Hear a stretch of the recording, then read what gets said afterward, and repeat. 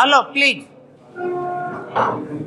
कल मैंने आप लोगों को बताया था कि एमाइंस 3 तरह के होते हैं, primary amine, secondary amine, tertiary amine, और एक होता है एरोमेटिक एमाइन जिसे कि एनिलीन कहा जाता है। आज हम लोग यहाँ पर ये पढ़ने जा रहे हैं कि एमाइंस का प्रिपरेशन किस तरीके से किया जाता है। तो आपको ये कुछ एक पॉइंट्स याद रखने होंगे कि हॉफमैन अमोनोलाइसिस के द्वारा reduction of nitro compounds, reduction of nitriles या isonitrile, Hofmann bromide degradation, Gabriel phthalimide, aldehyde या कीटोन से या फिर अल्कोहल से।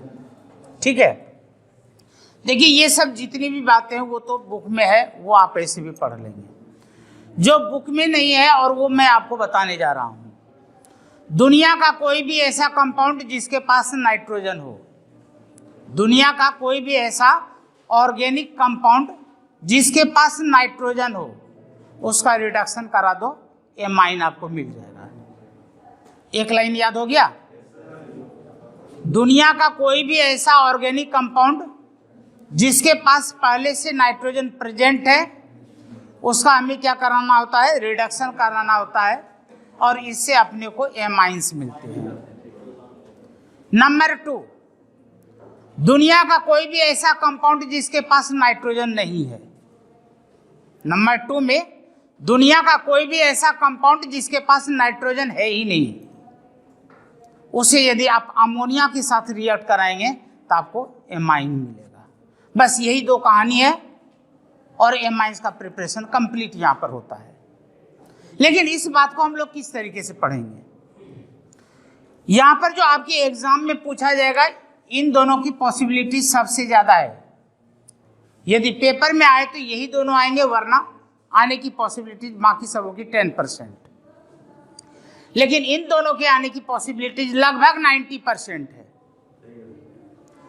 अब यहाँ पर आपको ये समझना पड़ेगा कि ये हॉफमैन अमोनोलाइसिस का मतलब क्या है, क्योंकि बच्चों को नाम तो याद हो जाता है किसी तरीके से रट रूट करके, लेकिन पता नहीं लगता कि इसमें होता क्या है। आपको सिंपली यहाँ पर याद रखना है कि यहाँ पर कोई भी एल्काइल हैलाइड है जो कि इसमें इन्वॉल्व हो रहा है। अब यदि कोई भी एल्काइल हैलाइड है और इससे हमें अमोनिया बनाना है, तो शायद अब आपके समझ में आ गया होगा कि एल्काइल हैलाइड के पास नाइट्रोजन नहीं होता है, और जिसके पास नाइट्रोजन नहीं होता वहां पर क्या कराते हैं? अमोनिया के साथ रिएक्शन कराते हैं। तो आपने यहां पर अमोनिया ले लिया। क्या अमोनिया को समझाने के लिए इस तरीके से लिखा जा सकता है क्या? अमोनिया का फॉर्मूला क्या होता है? NH3 होता है। तो देखो भाई 2 + 1 3 हाइड्रोजन है, और यहां पर आपने 373 केल्विन टेम्परेचर दे दिया। तो X का मतलब यहां पर क्या है? हाइड्रोजन है। X यहां पर क्लोरीन, ब्रोमीन, आयोडीन कुछ भी हो सकता है। मान लीजिए कि यहां पर X हमारा आयोडीन है, तो हाइड्रोजन के बारे में मैंने कुछ कहानी आपको बताया होगा। हाइड्रोजन की एक ही डिमांड है कि मुझे मेटल मिल जाए, और यदि मेटल ना मिले तो हाइड्रोजन के साथ आउट। हाइड्रोजन का डिमांड होता है मेटल का, क्योंकि जो मोस्ट इलेक्ट्रोपॉजिटिव होता है वो मोस्ट इलेक्ट्रोनेगेटिव के साथ रहना पसंद करता है, या जो मोस्ट इलेक्ट्रोनेगेटिव होता है वो मोस्ट इलेक्ट्रोपॉजिटिव के साथ रहना पसंद करता है। हाइड्रोजन क्या होता है? मोस्ट इलेक्ट्रोनेगेटिव होता है, तो वह पॉजिटिव ही ढूंढेगा ना, और पॉजिटिव कौन होगा? मेटल होगा। तो यह सामने वाले में क्या ढूंढ रहा है? मेटल। नहीं मिला मेटल। अब एक्चुअली क्या होता है, किसी का किसी से यदि झगड़ा होता है, अब मान लो कि राम नाम का कोई एक आदमी है और उससे आपका या किसी का झगड़ा है, आपने 10 बंदे भेज दिए कहा कि राम को वहां से उठा लो। राम नहीं मिला, उसका बच्चा मिला, उसी को उठा लो। ऐसा ही होता है ना। अब ये जो हाइड्रोजन है, यह S ब्लॉक के फर्स्ट ग्रुप का मेंबर है क्या?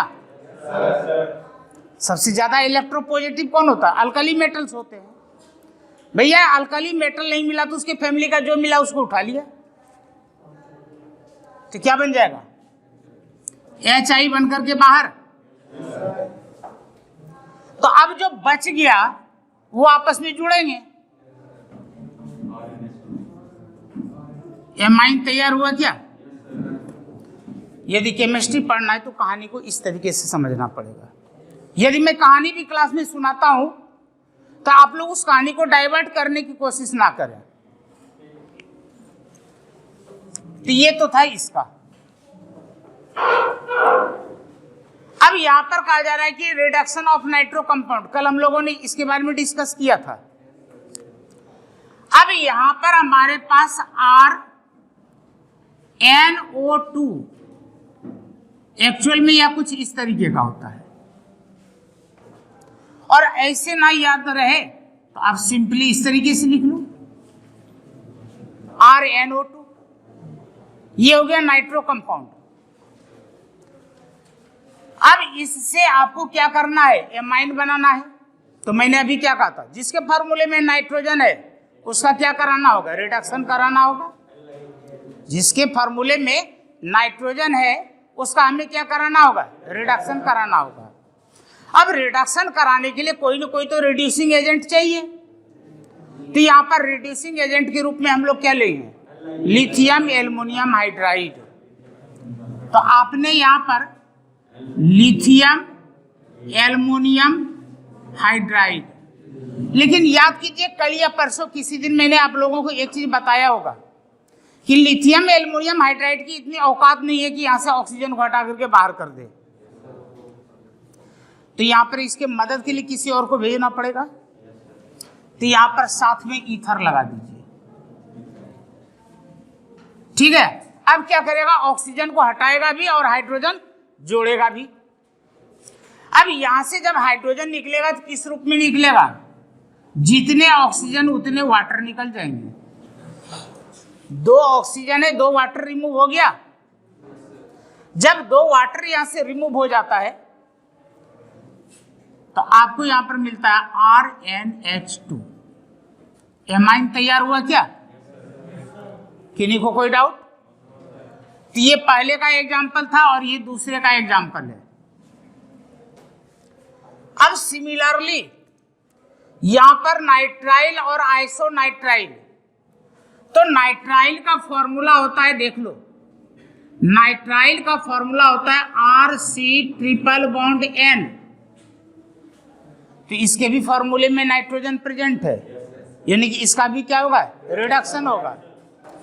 और इस बार इसके पास ऑक्सीजन नहीं है, केवल पाई बॉन्ड को ब्रेक करना है और हाइड्रोजन जोड़ना है। केवल पाई बॉन्ड को ब्रेक करना है और हाइड्रोजन जोड़ना है। इस काम को करने के लिए लिथियम एल्युमिनियम हाइड्राइड सफिशिएंट है। तो हमें यहाँ पर सिर्फ लिथियम एल्युमिनियम हाइड्राइड की जरूरत है और ईथर वगैरह किसी की जरूरत नहीं है।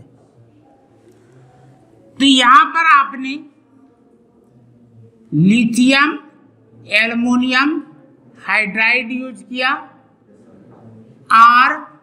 RCH2 और NH2। एमाइन तैयार हुआ क्या? ये तो हमने एमाइन तैयार किया नाइट्राइल से। अब यदि आइसोनाइट्राइल की बात आ जाए तो यहीं पर ले लीजिए RN और यहां पर C होता है। यहां भी ऑक्सीजन नहीं है, नाइट्रोजन है, सिंपली रिडक्शन करा दो। रिडक्शन कराने के लिए रिड्यूसिंग एजेंट में लिथियम एल्युमिनियम हाइड्राइड सफिशिएंट है। आपको यहां पर मिलेगा RNH और CH3। तो इस बार भी अपने को क्या मिला? एमाइन मिला। लेकिन कौन सा एमाइन मिला? सेकेंडरी एमाइन मिला। क्योंकि यदि यहां पर एक एल्काइल ग्रुप ये हो गया और एक एल्काइल ग्रुप ये हो गया, तो यदि नाइट्रोजन के साथ एक एल्काइल ग्रुप हो तो प्राइमरी, 2 एल्काइल ग्रुप हो तो सेकेंडरी, 3 एल्काइल ग्रुप हो तो टर्सरी। तो यानी कि आपको यहां पर याद रखना होगा कि नाइट्राइल के रिडक्शन से प्राइमरी एमाइन और आइसोनाइट्राइल के रिडक्शन से टर्सरी एमाइन, सेकेंडरी एमाइन। कोई डाउट आपको? हाँ बोलिए। कहाँ है 2 एल्काइल? ये लीजिए, यहां पर नाइट्रोजन के साथ 1 हाइड्रोजन है, यहां पर नाइट्रोजन के साथ 2 हाइड्रोजन है। इसका मतलब कि कल आई थी, कल आपने ध्यान नहीं दी। कल के लेक्चर में मैंने आपको बताया था, पहले कल वाला समझ लो। कल मैंने आपको बताया था कि amine is the derivatives of ammonia. ये चीज मैंने कल कहा था, दोबारा समझ लीजिए। जिनके समझ में नहीं आया है वो दोबारा समझ लें। एमाइन क्या है? Amine is the derivatives of ammonia. Ammonia के पास 3 हाइड्रोजन है, एक एक हाइड्रोजन हटाते जाओ, एक एक एल्काइल लगाते जाओ। यदि आपके पास यहां पर सिंपली NH3 है तो ये अमोनिया हो गया। यदि इसका एक हाइड्रोजन हटा करके एक एल्काइल ग्रुप लगा दिए तो प्राइमरी एमाइन, दूसरा हाइड्रोजन लगा दिए, हाइड्रोजन हटाया और एल्काइल लगाए, सेकेंडरी एमाइन, इसे भी आपने हटा दिया, यह टर्सरी एमाइन। अब समझ में आया? टर्सरी में यहां पर क्या केवल N है, सेकेंडरी में यहां पर क्या मिलेगा? NH मिलेगा, प्राइमरी में क्या मिलेगा? NH2 मिलेगा। और किन्हीं को कोई डाउट हो तो पहले पूछ लीजिए, आगे चलें। तो पहले ये 3 आप लोग नोट कर ले अपने नोटबुक में। हॉफमैन ब्रोमाइड डिग्रेडेशन मेथड में होता क्या है? हॉफमैन ब्रोमाइड डिग्रेडेशन मेथड के अंदर कोई भी एमाइड रिएक्ट करता है ब्रोमीन के साथ और पोटासियम हाइड्रोक्साइड के साथ। और डिग्रेडेशन का मतलब कि कुछ घट रहा है, तभी डिग्रेड लिखा गया है। जरा नाम को ध्यान से देखना। हॉफमैन ब्रोमाइड है और डिग्रेडेशन है। ब्रोमाइड का मतलब ब्रोमीन का यहां पर यूज हो रहा होगा, और डिग्रेड लिखा हुआ यानी कि कुछ घट रहा होगा। तो अपने को इसमें यही समझना है कि क्या चीज घट रहा है। एमाइन अपने आप बनेंगे। तो यहां पर हम लोग शुरू कर रहे हैं। सबसे पहले क्या करेंगे, आप यहां पर कोई भी एमाइड ले लेते हैं।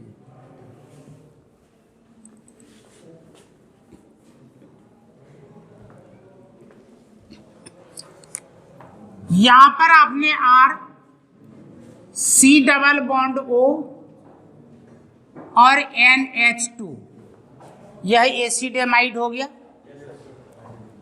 आपने यहां पर ब्रोमीन लिया, याद रहेगा, और इसके लिए आपको चाहिए पोटासियम हाइड्रोक्साइड। देखिए यहां पर हमें 4 पोटासियम हाइड्रोक्साइड की जरूरत है। उस 4 पोटासियम हाइड्रोक्साइड को सिर्फ आपको समझाने के लिए इस तरीके से लिख रहा हूं, KOH। हालांकि डायरेक्ट में 4KOH लिख सकता था, लेकिन कुछ मेरे दिमाग में प्रोग्राम रन कर रहा है, इसलिए मैंने इसको इस तरीके से लिखा है। अब यहां पर आप लोग समझदार हैं। ये कौन है? हाइड्रोजन है। सामने में क्या ढूंढ रहा है? मेटल। तो कितने मेटल को लेकर के ये बाहर हो जाएगा? 2। यानी कि यहां से कोई भी 2 पोटासियम लीजिए और इसको यहां से बाहर कर दीजिए। तो यहां से 2KBr बाहर हो गया क्या? ठीक है। जो OH होता है वह यह चाहता है कि मुझे H मिल जाए और मैं वाटर बना लूं। तो हमारे पास यहां पर 2 OH है। ये जो 2 OH है यहां से 2 हाइड्रोजन लेगा और क्या बन करके बाहर निकलेगा? 2H2O। तो यहां से यह 2H2O बन करके बाहर हो गया। लेकिन अभी तक डिग्रेड तो कुछ हुआ ही नहीं।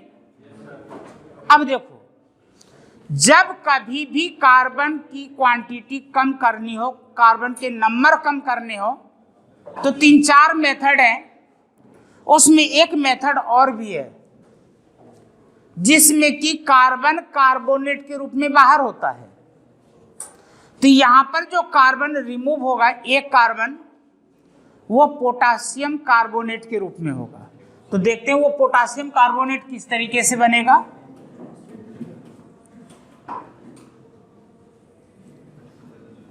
देखो K2C और O कितने हो गए? 3 हो गए क्या?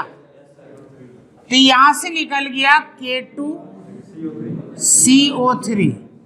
अब कार्बन की संख्या यहां पर कम हो गई। अब आपके पास बचा हुआ है R और इधर बचा हुआ है NH2।